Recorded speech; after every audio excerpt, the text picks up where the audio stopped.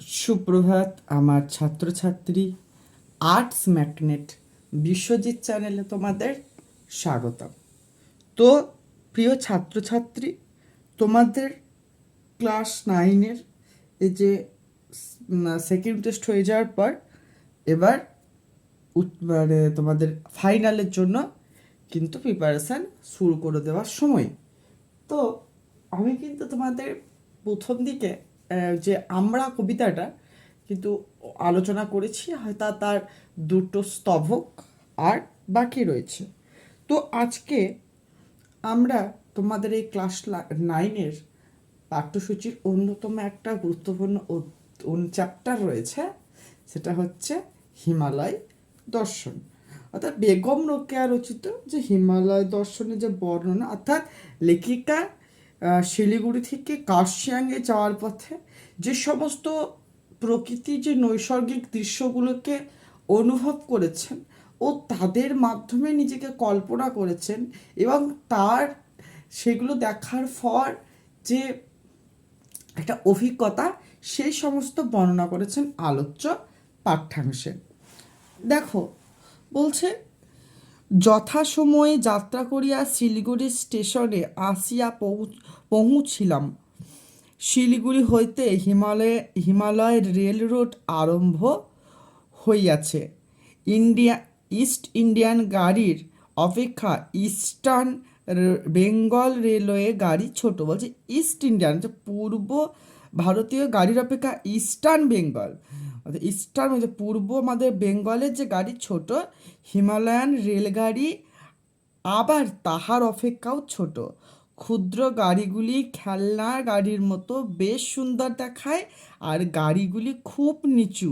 যাত্রীগণ ইচ্ছা করিলে চলিবার সময় অনায়াসে উঠিতে পারেন। অর্থাৎ লেখিকা যাত্রা শুরু করে তিনি যখনই শিলিগুড়িতে পৌঁছেছিলেন, সেই শিলিগুড়ির থেকে হিমালয়ের রোড, অর্থাৎ হিমালয়ের পথ কিন্তু শুরু। এখানে লেখিকা কি অনুধাবন করলেন, যে আমাদের পূর্ব ভারতীয় যে গাড়ি, তার তার থেকে আমাদের বেঙ্গলের যে পূর্ব বেঙ্গলের যে গাড়িগুলো ছোট। আবার এই ছোট পূর্ব বেঙ্গলের যে ইস্টার্ন বেঙ্গলের যে গাড়ি, তার থেকেও ছোট হচ্ছে কি আমাদের হিমালয়ান রেলওয়ে গাড়ি। এবার গাড়িগুলো খুব ছোট ছোট এবং পাহাড়ের উপর উঠতে উঠতে দেখে দেখাচ্ছে খেলনা গাড়ির মতো। আর যাত্রীরা এতটাই ছোট ছিল গাড়িগুলো, যে যাত্রীরা ইচ্ছে করলে অনায়াসে ওঠানামা করতে পারে। আমাদের ট্রেন অনেক আঁকা বাঁকা পথ অতিক্রম করিয়া ধীরে ধীরে উপরে উঠিতে লাগিল। গাড়িগুলি কটাকট শব্দ করিতে করিতে কখনো দক্ষিণে কখনো উত্তরে আঁকিয়া বাঁকিয়া চলিল। পথের দুই ধারে মনোরম দৃশ্য, কোথাও অতি উচ্চ চূড়া, কোথাও নিবিড় অরণ্য। অর্থাৎ লেখিকা ট্রেনে যখন চড়লো বা গাড়ি যখন উঠে বসলো, তখন সেই গাড়ি কটাকট আওয়াজ করিতে করিতে চলছে, আর আঁকা বাঁকা পথ অতিক্রম করতে কিন্তু যাচ্ছে। এই পথে দুই ধারে এক মনোরম দৃশ্য, কোথাও অতি উচ্চ আর কোথাও নিবিড় অরণ্য। নিবিড় অরণ্য। ক্রমে আমরা সমুদ্র হইতে 3000 ফিট উচ্চে উঠিয়াছি। এখনো শীত বোধ হয় না আসে, এখনো শীত বোধ হয় নাই, কিন্তু মেঘের ভিতর দিয়া চলিয়াছি। নিম্ন উপত্যকার নির্মল শ্বেতকুজ্জটিকা দেখিয়া সহসা নদী বলিয়া ভ্রম জন্মে। অর্থাৎ লেখিকা আস্তে আস্তে যাত্রাপথে কিন্তু 3000 ফুট উচ্চে উঠেছেন, এবং এখনো শীতের যে অনুভব, শীতলতার যে স্পর্শ এখনো বোধ করছে না। আর যখন নিম্ন উপত্যকা মেঘের মধ্য দিয়ে চলছে, তখন সেখানে নিম্ন উপত্যকায় অর্থাৎ নিচের দিকের উপত্যকায় শ্বেত কুজ্ঝটিকাকে অনেক সময় নদী বলিয়েও ভ্রম হচ্ছে। অর্থাৎ শ্বেত কুজ্ঝটিকা এমন একটা অবস্থানে রয়েছে, যেখান থেকে উপর উপত্যকা থেকে নিম্ন উপত্যকায় সেগুলোকে নদী বলে মনে হচ্ছে। তরু লতা ঘাস পাতা সকলই মনোহর। এত বড় বড় ঘাস আমি পূর্বে দেখি নাই। হরিতবর্ণ চায়ের ক্ষেত্রগুলি প্রাকৃতিক শোভা আরও শতগুণ বৃদ্ধি করে আছে। দূর হইতে সারি সারি চারা গাছ বড় সুন্দর বোধ হয়। মাঝে মাঝে মানুষের চলিবার সংকীর্ণ পদগুলি ধরিত্রীর সীমান্তের ন্যায় দেখায়। নিবিড় শ্যামল, ঘন বসুমতী, ঘন কেশপাশ, আর পদগুলি আঁকা বাঁকা স্মৃতি। অর্থাৎ চলবার পথে সংকীর্ণ পথগুলি কেমন, যে সংকীর্ণ পথ, আর তার মাঝে রয়েছে নিবিড় শ্যামল বনমতী বসুমতীর ঘন কেশপাশ, অর্থাৎ এমনই ঘন বরণ্য যে লোকে দুই পথের ধারে মনে হচ্ছে পথের মাঝখানটা হচ্ছে স্মৃতি, আর তাই ঘন অরণ্য কেমন হচ্ছে কেশপাশ, কেশপাশের মতো। তারপর দেখো, রেলপথে অনেকগুলি জলপ্রপাত বা নির্ঝরে দৃষ্টিগোচর হইল, ইহার সৌন্দর্য বর্ণনাতীত। অর্থাৎ রেলপথে, অর্থাৎ লেখিকা যখন রেল যাত্রায় ছিলেন তখন অনেকগুলি জলপ্রপাত তার দৃষ্টিগোচর, অর্থাৎ দেখেছিলেন, যেগুলো সৌন্দর্য বর্ণনাতীত, যেগুলোকে যার সৌন্দর্যগুলোকে কিন্তু বর্ণনা বা কথায় বা ভাষায় প্রকাশ করা যাবে না। কোথা হইতে আসিয়াছে ভীমবেগে হিমাদ্রির পাষাণ হৃদয় বিদীর্ণ করিতে করিতে ইহারা কোথায় চলিয়াছে। অর্থাৎ নদীগুলো যে কোথা থেকে আসছে তাদের উৎস, এবং সেগুলি হিমাদ্রির পাষাণ, অর্থাৎ পাথরের বড় বড় তোমার পাথরের পাষাণ, বড় বড় পাথরকে বিতীর্ণ করতে করতে চলে যাচ্ছে, ইহাদেরই কোনো একটি বিশালাকার জাহ্নবীর উৎস, এ কথা সহসা বিশ্বাস হয় কি? একটি বড় ঝর্ণার নিকট ট্রেন থামিল। আমরা ভাবিলাম, যাহাতে আমার প্রাণ ভরিয়া জলপ্রপাত দেখিতে পাই, সেই জন্য গাড়ি বোধ হয় থামিয়াছে। অর্থাৎ লেখিকার যখন ট্রেনটা থামলো একটা বড় বড় ঝর্ণার নিচে থামলো, কেন লেখিকা কেন ভাবলেন যে বড় ঝর্ণার নিচে কেন থামলো?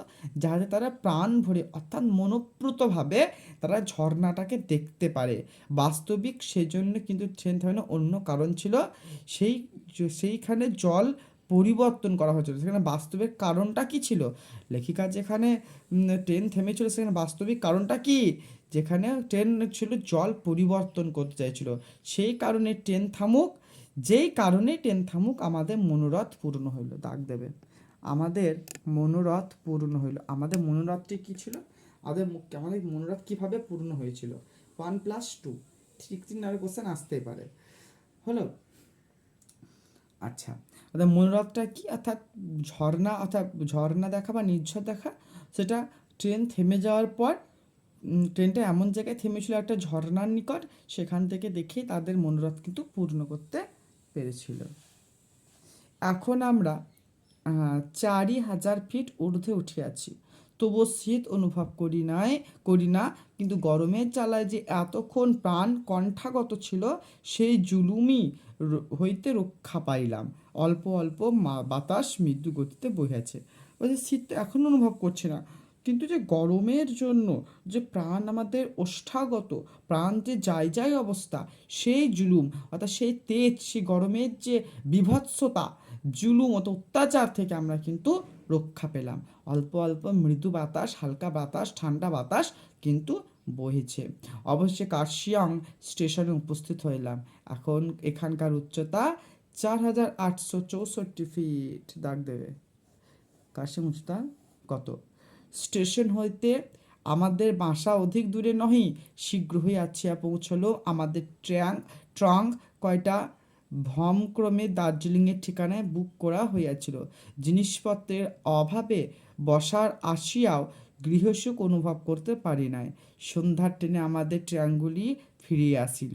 আমাদের দার্জিলিং যাইবার পূর্বে আমাদের জিনিসপত্র তথাকার বায়ু সেবন করিয়া চরিতার্থ হইল। পরের দিন হইতে আমরা সম্পূর্ণ গৃহসুখী, অর্থাৎ তাদের যে জিনিসপত্রের অভাব সেগুলোকে গৃহসুখ অনুভব করতে পারছিল না, কিন্তু পরবর্তীকালে সেই তাদের যে ট্রাঙ্কগুলো সেটা সন্ধ্যার মধ্যে ফিরে এলো।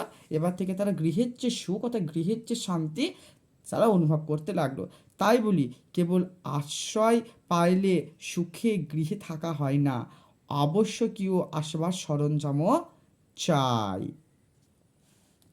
এখানে এখনো শীতের প্রকোপ বৃদ্ধি হয় নাই, গ্রীষ্ম নাই। এখানে এখনো শীতের প্রকোপ বৃদ্ধি হয় নাই, গ্রীষ্ম নাই। এমন সময়কে পার্বত্য বসন্তকাল বলিলে কেমন হয়? অর্থাৎ গ্রীষ্মও নয়, শীতও নয়, অর্থাৎ বসন্তকালের একটা মনোজ্ঞ বর্ণনা আস্তে আস্তে আমাদের লেখিকা কিন্তু দেবে। তো এখানকার মধ্যে একটা কোশ্চেন, বড় কোশ্চেন তোমরা লিখে নেবে যে হিমালয় থেকে শিলিগুড়ি থেকে কার্শিয়াং যাওয়ার পথে লেখিকার যে পার্বত্য পথের যে বর্ণনা, যে প্রাকৃতিক সৌন্দর্যের যে বর্ণনা, যে নৈসর্গিক প্রকৃতির যে অভিজ্ঞতা অনুভব করেছিলেন লেখিকা, তার নিজের ভাষায় আলোচনা করো। 5 নাম্বার বড় question, most most most important ওই একটা কোশ্চেন। এইটুকু আমরা পরের দিন আলোচনা করব। আর তোমরা যদি চাও যে কোশ্চেনটা আমি লিখে দিই বা আমি আলোচনা করি, আমাকে কমেন্টে জানাবে। তো আজ এই পর্যন্তই।